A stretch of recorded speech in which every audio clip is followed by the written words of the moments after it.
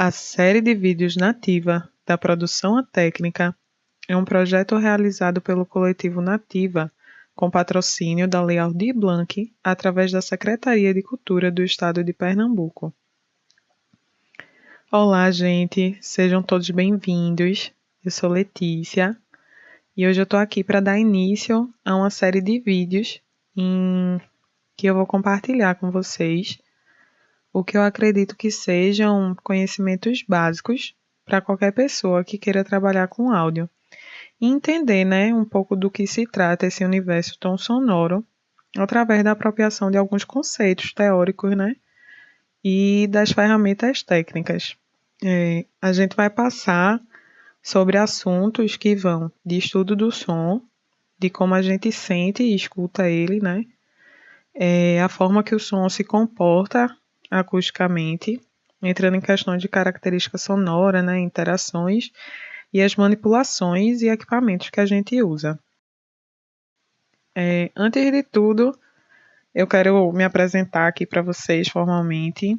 Eu sou Letícia Arruda, sou técnica de som, mãe de Leon, e foi a partir de um curso de audioacústica que eu fiz no IAV, lá em São Paulo, em 2016, que eu me encantei com todas as possibilidades, né, que essa área de conhecimento traz para a gente.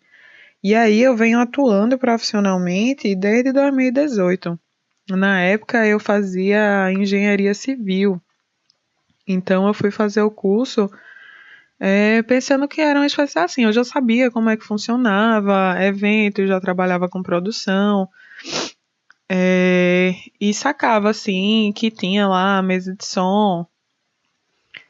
Mas quando eu fui para o curso do IAV, conhecia já alguns técnicos também, né? Mas quando eu fui para o curso do IAV, eu não pensei em ir para trabalhar com isso, sabe? O curso é um curso de audioacústica, né? Fundamentos de audioacústica. Então, na minha cabeça, eu ia, e que não deixa de ser, né? Eu ia somar os conhecimentos de engenharia civil a esse curso e ia trabalhar projetando com acústica, ia trabalhar com ambiente, e que isso é possível sim, é uma das áreas de trabalho que a gente pode atuar. Porém, como falam, o mosquitinho da graxa me mordeu, cara, e eu me apaixonei assim pela área, me apaixonei pelas possibilidades realmente, por essa mágica que se faz com o som, por essa manipulação, né, que a gente faz com o som. E tô aí.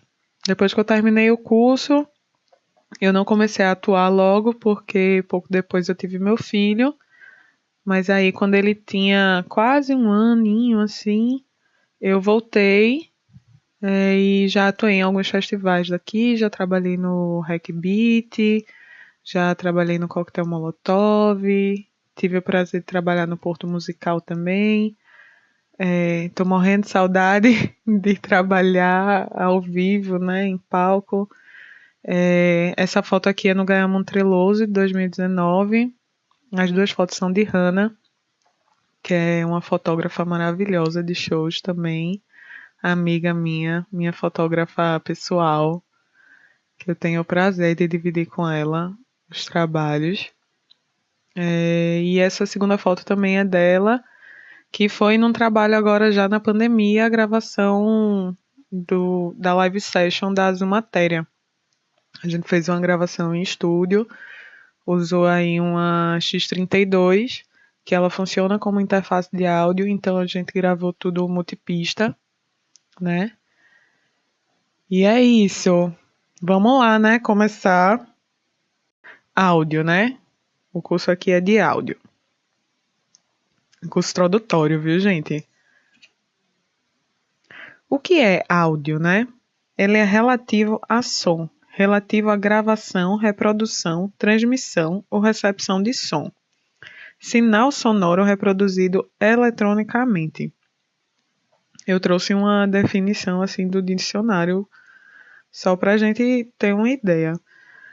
O áudio, ele vem da técnica de registrar o fenômeno sonoro, né? Lá em 1800 e bolinha é que a gente tem a primeira gravação de voz. Então, no momento que ele é gravado, ele passa a ser chamado de áudio. Então, para que a gente entenda de áudio, é preciso que a gente entenda sobre som, né? E o que é som, né? Som é um fenômeno físico ondulatório, pois esse fenômeno não transporta matéria, apenas energia entre as partículas. É necessário que a gente tenha uma fonte sonora e um meio de propagação, seja ele líquido, físico, gasoso, elástico. O som só não vai se propagar no vácuo, pois ele precisa das partículas que estão no meio para fazer o transporte de energia. Por isso, ele é classificado como uma onda mecânica. E aí, é essa energia que vai chegar até os nossos ouvidos, né? A fonte sonora vai causar uma perturbação nas moléculas do meio de propagação, gerando essa sucessão de variações de pressão, que é uma sucessão de compressões e rarefações, né? De acordo com a frequência dessas vibrações. Mais na frente eu vou falar sobre frequência, mas eu queria trazer aqui a imagem da senoide, de duas ondas com frequências diferentes para ilustrar para vocês. O período entre uma compressão e outra vai variar de acordo com a frequência, e isso vai determinar o comprimento da onda. Ó, vocês podem ver aqui que na onda aguda, de um pico a outro pico, elas estão mais próximas. Então, esse é um menor período. E aí, como a frequência, né, determina qual é o período e que isso é inversamente proporcional ao tamanho. Então, quanto menor a frequência, maior vai ser o comprimento dessa onda. E quanto menor for essa onda, maior vai ser a interferência que ela sofre no ambiente. As ondas agudas, por exemplo, elas têm um comprimento menor, então elas vão sofrer muita interferência do ambiente. A gente não consegue ver isso, né? A gente só escuta e consegue identificar essas frequências. Por isso, é muito importante a gente se apropriar dessa teoria, né? E aí, voltando para essa propagação de energia, essa propagação ela ocorre no mesmo sentido do deslocamento das moléculas e em todas as direções. E por isso, ela é caracterizada como longitudinal e esférica. E aí aqui eu quero mostrar para vocês características das ondas em relação a essa frequência, né? A frequência é a quantidade de oscilações que a onda necessita, ou seja, quantos movimentos completos vão ter no espaço de um segundo. A unidade de medida de frequência é o Hertz. Aqui, por exemplo, né, esse ciclo se repete 10 vezes. E esse período é medido em segundos. O período, ele é um intervalo de tempo entre dois pontos suscetíveis para que a onda complete um ciclo, que é aquilo que eu falei para vocês, né? O comprimento é o espaço percorrido pela onda em um ciclo, ou seja, é o período em distância, né? E ele é medido em lambda. Tanto o período quanto o comprimento são inversamente proporcionais à frequência. Ou seja, quanto maior a frequência, menor vai ser esse período e menor vai ser o comprimento da onda. E como eu falei para vocês, o som se comporta diferente para cada frequência, né? Justamente por se tratar de um fenômeno físico. E isso daí ele vai influenciar desde a emissão, nos tamanhos, né, de alto-falantes, como o som se comporta no meio, vai influenciar nas medidas de sala, nos posicionamentos dos microfones, na escolha do microfone, nos posicionamentos da caixa de amplificação.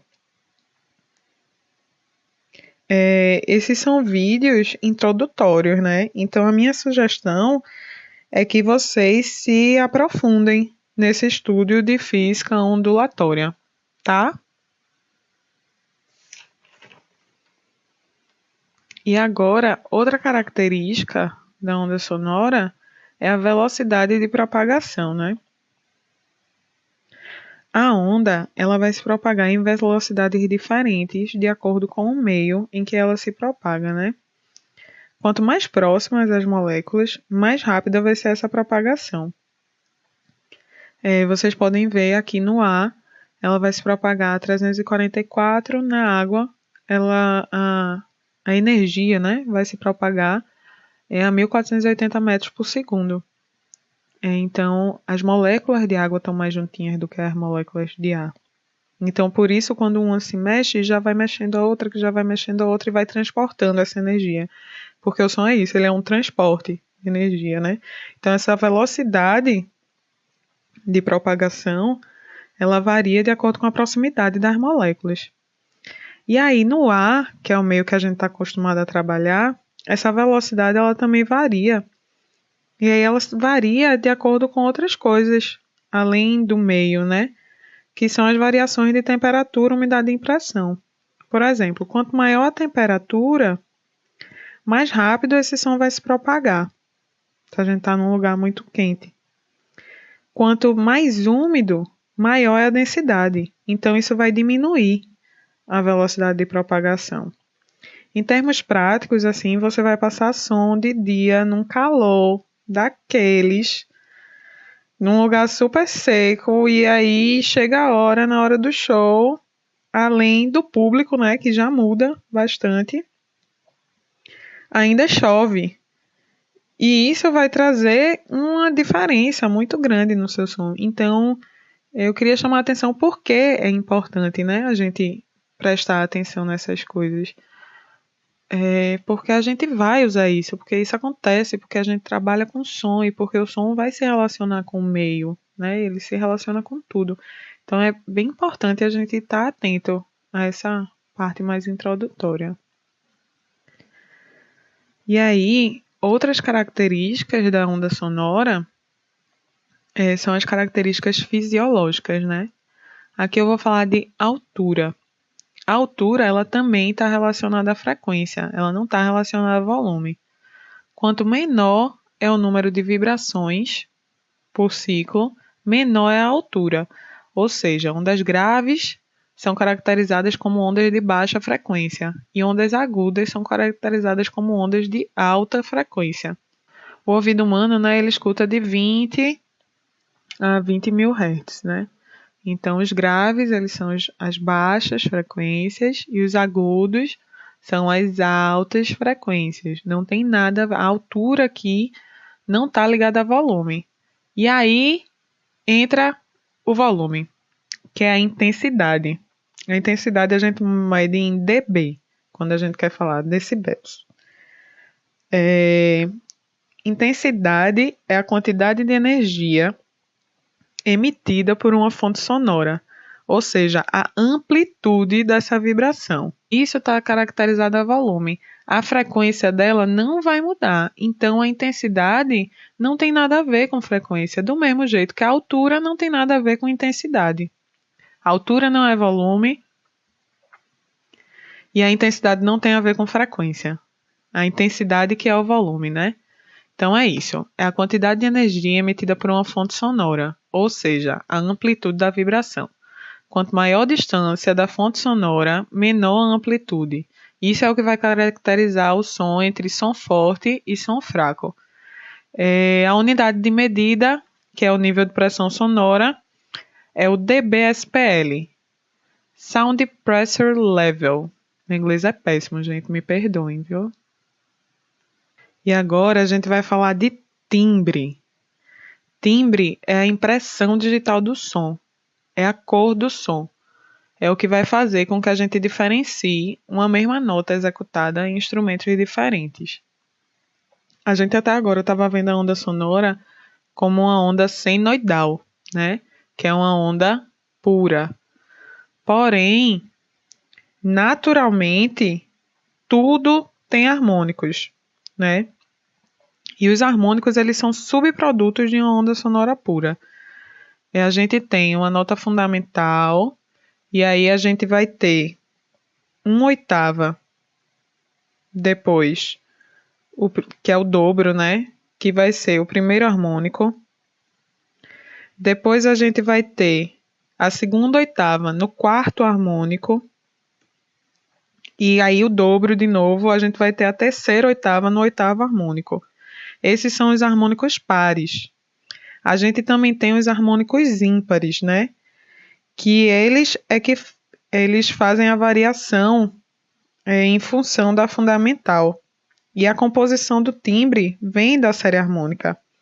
A série harmônica, ela faz parte do timbre dentro daquele som, né? Que vai ter uma fundamental e os seus harmônicos. A forma que se compõe esses harmônicos, de acordo com o material, é que vai dar uma identidade para o som. E aí, complementando, se a gente for ver assim, os harmônicos, eles trazem uma cor para o som, né? É isso, é o timbre. E aí, muita gente usa amplificadores valvulados, que ele vai gerar uma compressão, que a série harmônica vai ficar mais plana, né?